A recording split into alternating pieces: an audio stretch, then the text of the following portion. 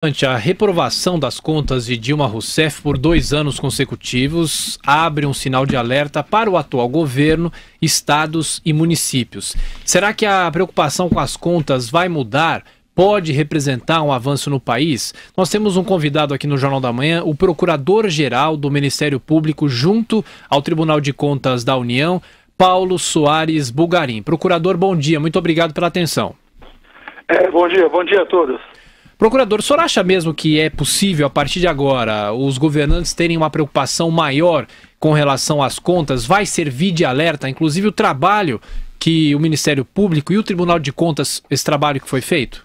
Olha, eu acho que exatamente essa é a nossa expectativa, né? O TCU, nesses últimos tempos, tem aperfeiçoado cada vez mais o controle das contas públicas, exatamente procurando valorizar algo que, de certo modo, se perdeu ao longo da história brasileira, que é o respeito às normas orçamentárias, né? Os respeitos às leis que informam a atuação financeira do Estado.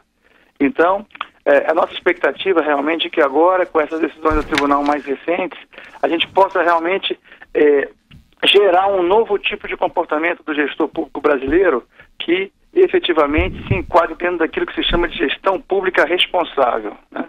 Esse é o aspecto fundamental, que efetivamente haja uma preocupação com o respeito às normas orçamentárias e que a gestão pública como um todo seja feita dentro dos princípios da transparência, da responsabilidade e da exatidão com relação aos demonstrativos financeiros, fiscais, que efetivamente a sociedade saiba o estado fiscal, financeiro do Estado brasileiro.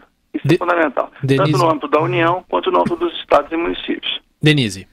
Procurador, essa mudança de gestão já tem trazido até problemas para o governo Temer, no caso, por exemplo, de liberação de recursos do FIES, até por recomendação de parte do Congresso.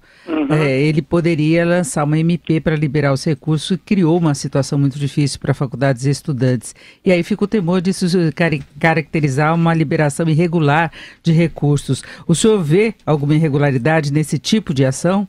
Veja bem, inclusive, com relação a essa questão do FIES, né, especificamente, o presidente Michel Temer chegou a formular uma consulta ao TCU. E o parecer, o voto da relatora do processo, a ministra Ana Reis, foi contrária à emissão de uma medida provisória para abrir créditos extraordinários para o FIES, por entender que não estavam respeitados os princípios, os postulados constitucionais que orientam a abertura de créditos extraordinários, que são urgência e especialmente imprevisibilidade, né? Posteriormente foi feito pedido de vista do processo, uma vez que o próprio governo federal encaminhou um projeto de lei de abertura de créditos suplementares para o Congresso, exatamente para o FIES. Então, na realidade, a nossa expectativa é que essa questão seja resolvida por meio de um projeto de lei, inclusive esse projeto de lei que está no Congresso Nacional, e não por medida provisória. Essa é a nossa expectativa em relação a essa questão. Inclusive, até agora, nos parece que o enfoque será esse. O enfoque será a emissão, será a espera da aprovação da lei que está no Congresso Nacional. Procurador, uma orientação para o jornalista. Eu sempre tive que o Tribunal de Contas é um órgão consultivo do Legislativo. Ele é também do Executivo? Na verdade, veja bem, o TCU não é propriamente um órgão consultivo. Na verdade, o Tribunal é um órgão autônomo em termos das suas competências constitucionais, né? Ele atua, digamos, em cooperação com o Congresso Nacional e com todos os poderes de uma maneira geral, porque o Tribunal ele examina contas de todos os poderes, ele examina atos de gestão de todos os poderes e ele atua como, digamos, por um lado, ele atua como uma espécie de parceiro, ele orienta, ele tem uma função pedagógica de colaboração e, por outro lado, também ele tem competências específicas para sancionar no caso de atos irregulares. Então, o tribunal, na verdade, ele atua, digamos, perante todos os 3 poderes da República. Agora, não atua como um órgão consultivo, propriamente dito. Ele tem competência para examinar consultas formuladas por determinadas autoridades, como, por exemplo, ministros de Estado, mas as consultas são sempre em tese, não são casos concretos.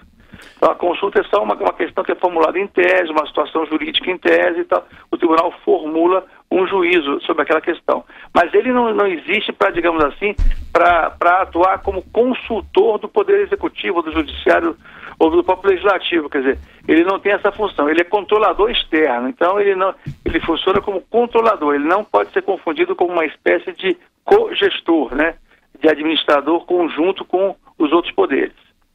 A função é controlar, a função é fiscalizar, e normalmente se dá majoritariamente a posteriori, como aconteceu com as contas. Quer dizer, o ano financeiro se encerra, todos os demonstrativos, etc., são encaminhados ao tribunal, que faz uma auditoria daquelas contas todas e então emite um parecer a posteriori, né? Perfeito. Procurador-Geral do Ministério Público no Tribunal de Contas da União, Paulo Soares Bugarim, muito obrigado pela entrevista à Jovem Pan e até uma próxima vez. Bom fim de semana ao senhor. Eu agradeço muito a oportunidade aí de levar um assunto que é tamanha relevância aí para a sociedade. Muito obrigado. Viu? Obrigado.